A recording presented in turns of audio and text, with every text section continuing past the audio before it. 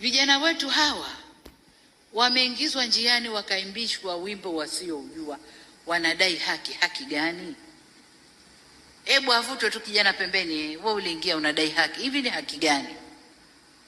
Na hiyo haki hawakuweza kuidai kwa njia nyingine mpaka waingie njiani, wakafanye vurugu, walipwe, wakachome vituo, walipwe, wakafanye vurugu walizozifanya.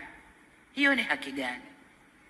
Lakini jengine wanalobebeshwa, wameingia njiani eti kwa ugumu wa maisha. Astaghfirullah,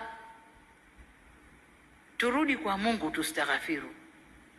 Ningekuwa na uwezo, ningebeba vijana wa Tanzania nikawatupa kwenye nchi tofauti tu hapa Afrika pamoja na majirani zetu, wakaone ugumu wa maisha uliokuwepo,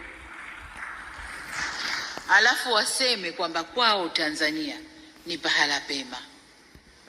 Hawana sababu, hawana ugumu wa maisha kwa raha zako kabisa.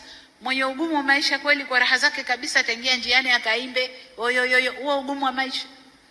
Mwenye ugumu wa maisha ana struggle, anahangaika kutafuta chakula chake cha leo, na wengi walikuwa kwenye kazi zao, wale wana ugumu wa maisha.